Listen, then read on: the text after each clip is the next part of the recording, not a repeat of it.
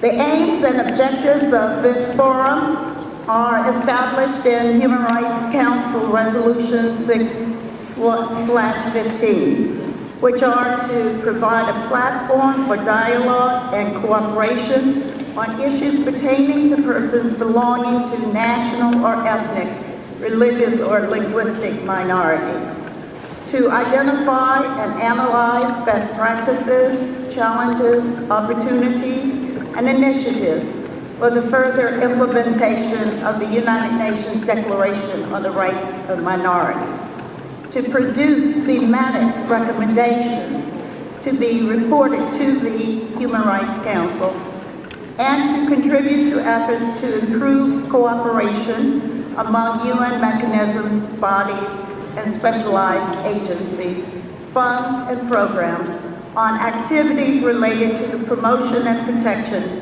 of the rights of persons belonging to minorities. We have an intensive program ahead of us over the coming 2 days. The session will cover 6 different topics as outlined in the program, which has been made available to you, and additional copies of which are available on tables in the back of the room. Each meeting will cover 2 thematic discussions of 1.5 hours each. The list of speakers for the thematic discussions is open at the desk on my left. All relevant stakeholders, including NGOs and national human rights institutions, representatives of state members of the United Nations, international organizations, UN mechanisms, as well as individuals who are academics and experts, are encouraged to inscribe their names on the relevant list of speakers at the desk. Each list will close some 15 minutes after the beginning of the session. In line with past practices, the list of speakers of each segment will be drawn so as to favor an interactive and wide representation of views. Since the Forum on Minority Issues has been established by the Council to provide a platform for promoting dialogue and cooperation on issues pertaining to persons belonging to national or ethnic, religious, or linguistic minorities. May I take this opportunity at the outset to emphasize that all views are welcome. I encourage particularly views about best practices and ongoing challenges and opportunities. Everyone, I hope, will show respect for each other's views while inviting all participants to exercise decorum. Speakers from the speakers list will be given no more than 3 minutes to speak. Time management is going to be a challenge for us all, so I look forward to your cooperation in that respect.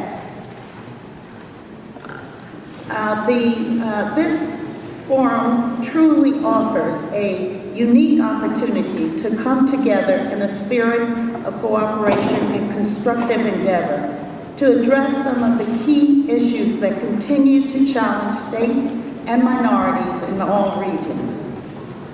This second session of the forum will focus on an issue of utmost importance to minorities and states around the world, and that is effective political participation.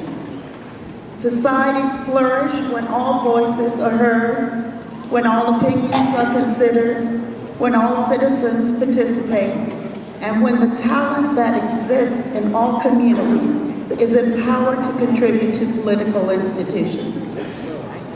Inclusion is good for societies at large, not just for those previously left out. So creating the conditions for the effective participation of minorities should be considered by states as an integral aspect of good governance and a key priority in their efforts to ensure equality and non-discrimination. The right to effective participation is a fundamental human right, which underpins the realization of all other rights of persons belonging to ethnic or national, religious, or linguistic minorities. And it creates legitimate avenues through which minorities can express and protect their identities and promote all of their human rights with dignity.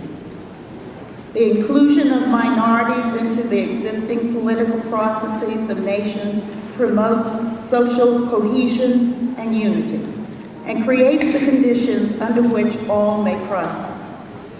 Central to our efforts to ensure the political participation of minorities is the right to non-discrimination and the obligation of states to undertake positive measures where necessary to achieve a status of equality for all. The full and effective participation of minorities in all areas of public life is a concept that encompasses not only participation in political decision-making at both local and national levels, it also requires that persons belonging to minorities should be given the means to participate effectively in the social and economic spheres of their societies, and the right to equal access to public services. It is important to recognize, for example, that the content of the right to vote is significantly diminished if the right to education is denied. Moreover, it entails participation in all government bodies, the judiciary, and agencies of criminal justice system like the police. The goal, therefore, is to achieve a fair and just society in which minorities achieve equality in all fields of life and are confident that they are full stakeholders in societies in which their voices are heard. Effective participation of minorities can also be promoted through decentralized and local forms of government, consultative mechanisms, as well as through cultural or limited arrangements of territorial autonomy.